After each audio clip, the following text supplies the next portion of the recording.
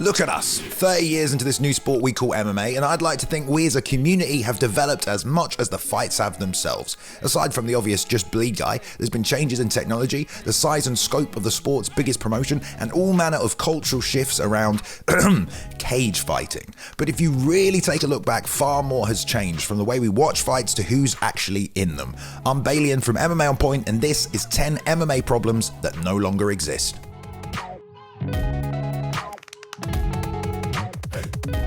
Number 10, having no one to talk to about the sport. Okay, yes, in some ways this problem still exists today, but by God was it so much worse a couple of years ago. These days, if you don't have anyone in your immediate vicinity, you can jump on Twitter, find a Discord, join a Twitch chat, or of course the MMA On Point live companion, and you'll never be alone when watching a fight. Of course, this was all marginally possible back in the day. You had the underground forum, but MMA used to be a dirty secret you watched under your bed sheets at night. It wasn't fit for water cooler talk in the cold light of day. You didn't tell anyone you watched the sport. The chances of bumping into another human being who could actually see through the apparent carnage and violence to the nature of the martial arts within was pretty slim. Either that or, the constant bombardment of two men enter, one man leaves kind of turned a few people off. Whew, lonely times, man. You couldn't even tell your best mate Dave about it without him asking if any of them could actually beat Mike Tyson in a fight, though. Of course, these days people everywhere have heard of and talk about the sport like it's any other, not like it's the latest episode of Salad Fingers. Open and free MMA discussions for all. Thanks, Crippling Shame, but I don't need you anymore. MMA is here. It's got bad tattoos, disfiguring injuries, and some of the most entertaining athletes on the planet. Number 9, the best not fighting the best.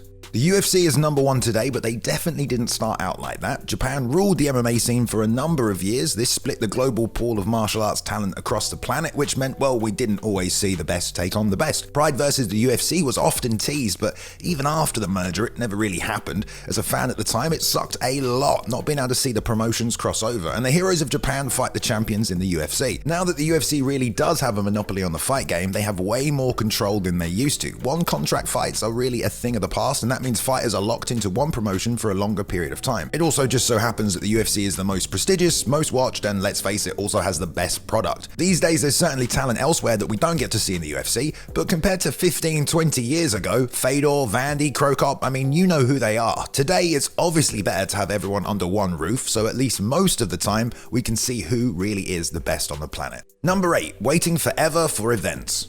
Alright, so I guess this one is a bit of a double-edged sword. Obviously, back in the day, the UFC roster was a lot smaller and events were far less frequent, but less events meant that each one was absolutely stacked with the best talent on the planet. And nowadays, as Luke Thomas so consistently reminds us, we are saturated with MMA content. But we're junkies, really, take it away for 3 weeks and the community starts to go stir crazy. We're already hooked, probably explains them jacking up the pay-per-view prices. But back in the day, it didn't matter if you were an MMA addict, you still only got like one show a month, and the wait times between them was worse than waiting for the seasonal break of Lost. Of course, by the time the event came, the community was more fired up, so yeah, it's a good and a bad thing, really. I think we can all agree more talent and more events are certainly better, and aside from the annual festive break, we no longer have to suffer through prolonged MMA droughts. Number 7, disappearing champions. I've already mentioned that one-fight deals aren't something that happen these days. Well, there's a reason for that. Back in the day, there were plenty of champions who would decide mid-title reign that they just wanted to fight somewhere else. BJ shocked everyone when he beat Matt Hughes, won the belt, and then left for Japan. Imagine if Izzy won the belt and then left for Ryzen for a few fights. Jens Pulver left when he was the first ever lightweight champion, which pretty much shut down the division for several years. Pat Miletich took tons of fights outside the UFC while he was still the champion. He also lost a fair amount of them. Kinda hard to believe he's the best in the world when that happens.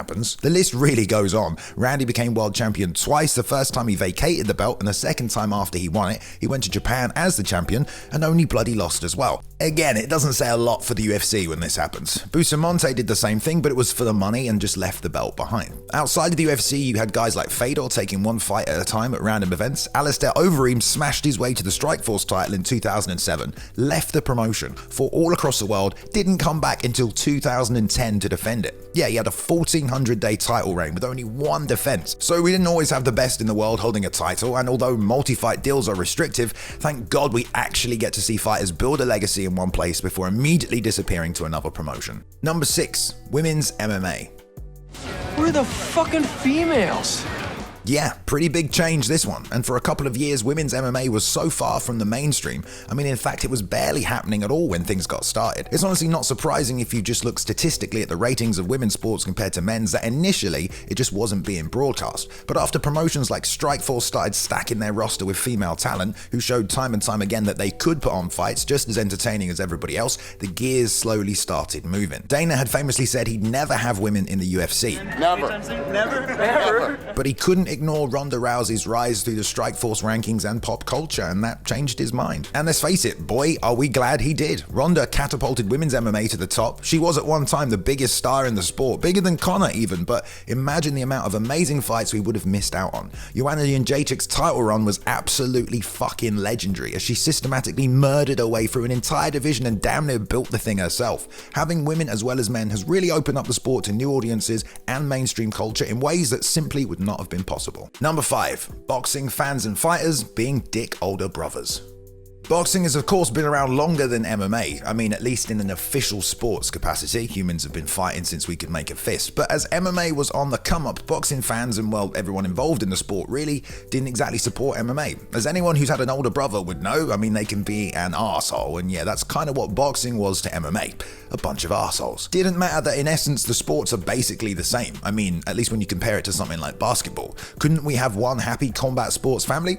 Well, no, apparently we couldn't. Floyd Mayweather famously said that MMA was for beer drinkers. Mixed martial art is for beer drinkers. As if boxing isn't, mate. And Bernard Hopkins straight up called the sport gay. Of course, Joe Rogan also had that famous debate with Lou DiBella where he blasted him for calling MMA human cockfighting. You boxing guys, oh, it's humans cockfighting. What you don't understand is your sport is getting swallowed. Most people inside the world of boxing basically tried to discredit the sport and demean it, simply because it was competition. These days, the relationship is a lot better. After Floyd versus Conor, all manner of things began changing. Respect was mostly given on both sides. We got Jake Paul KOing a few ex-champions, and now things like Triad, where both stars of each sport are co-promoting and competing against each other. Canelo has been training with Brandon Moreno, TJ Dillashaw was sparring with Lomachenko, and yeah, the heavyweight boxing champion just called out the UFC heavyweight champion. The two sports are becoming one, and they can hold hands and walk to the bus stop together like Forrest and Jenny. Number 4. Is it fake, like pro wrestling? Yeah, this kind of came up a lot as MMA was on the rise. It probably didn't help that some of the UFC's early stars like Ken Shamrock or even Tank Abbott were also pro wrestling stars. Ken was in the WWF, and considering how popular that had become during the 90s and with the rise of the Attitude Era, I can imagine people got pretty confused. But you know, unless they've been watching something with Guillermo del Toro, god tier level practical effects, I'm not sure how they looked past all the broken noses, smashed eye sockets and blood-drenched competitors. I heard even to this day Jason's mum still asks him if it's fake. Perhaps some new glasses, Mrs. Hart. But to be fair, exposure to popular culture over time has of course basically shut down any notion that the sport isn't real.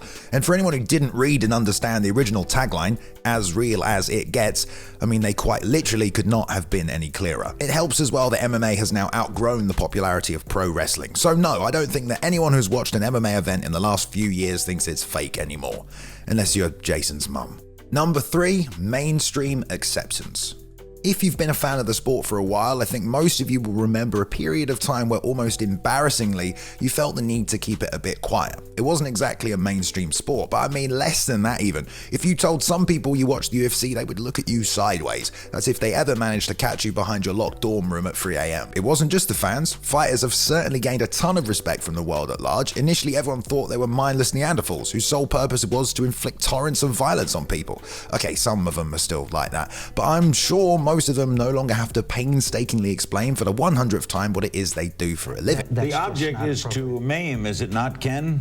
No, it's not. I mean, what is the object? These days you can find the UFC on many bars across the world. Obviously the ESPN partnership is a huge nod to the legitimacy of the actual sport as a whole. So yeah, most definitely the sport is now part of mainstream culture, and it's cool to be an MMA fan. Right? Number 2, obsolete fight strategies and lay and pray. Yeah, remember when a ton of people just didn't know what they were doing, but had kind of seen how jiu-jitsu worked and figured, nah, it can't be that hard. After the first couple of UFCs and everyone pretty much realized that grappling was inevitable, it became, you know, a key part of the fight. Problem was, often you get two strikers who kind of knew what BJJ was all about, but when the fight eventually hit the mat, they often ended up looking like Shane Carwin filling in on short notice for an episode of the British Bake Off. The guy on bottom didn't really know enough to get up or sweep or really do anything, and the guy on top wasn't really sure what to do either, other than, well, I'm here, I must be winning the fight. And yeah, this led to the phrase lay and pray being coined, meaning basically just holding top position and doing as little as possible. This did continue in the sport. I mean, heck, people called Koscheck the human blanket, but it wasn't super apparent as in the early days. If you go watch an old UFC event and the ground exchanges, then jump forward 100 shows, it looks like everything had been in slow motion. Other obsolete fight strategies also kind of got thrown out the window when martial arts like ninjutsu and even sumo showed that they really didn't have a place in the sport, especially when its practitioners were viciously bludgeoned, usually in the opening rounds of the tournament. Sure, there are elements of things like lay and pray left, but by God was it awful back in the day, and I think we can all be grateful for the evolution of fighting. Number 1, the tape trading community and availability. Before the invention of this handy thing called live streaming, the only way to get your hands on, well, any kind of TV product really was to head out to your local shop and buy it. That was if you didn't mind thumbing through the shelves and picking up the latest UFC VHS tape nestled gently between Faces of Death and the latest porn flick. Failing that, you had the saving grace of the online community on the MMA Underground forums, where thankfully some fights could be shared or at the very least discussed. Heck, people even used to post the tapes to each other. Everyone from Dana White to Joe Rogan was on the Underground, sometimes having a chat, sometimes finding themselves in full-blown arguments. Not much has changed really, has it? Now, of course, we have UFC Fight Pass, which makes some things easier, but you know, you still need a zillion apps and a different one for damn near each promotion. I suppose there was a sense of community with everyone coming together on the Underground, but given how hard the sport is to follow sometimes these days, can you imagine how hard it would have been to keep up with everything? Crossover stars like Lesnar and his fight with Randy Couture were among some of the first to be advertised right at the entrance of stores, with giant cardboard cutouts instead of, you know, in the back, behind the velvet curtain, the shame section. Big shout out to my man Lawton for editing today's video. Jump on over to Twitter and follow him at Lawton_Veerkan. Shout out to Ben Rosette and the excellent music he provided during the intro video. His music can be found on streaming platforms everywhere. There is a link in the description, and follow him at Ben Rosette on Instagram and on Twitter. Thank you very much for watching, everyone, today. Please go ahead and like and subscribe if you did enjoy the content. We upload at least 3 videos every week for your viewing pleasure. Go ahead and leave a comment below if you want to join in the discussion, and follow us on Twitter at MMA On Point and myself at Balian_plays. You can now jump in and join the community Discord as well if you want to continue the discussion further, and I hope you've enjoyed yourselves. I'll see you in the next one.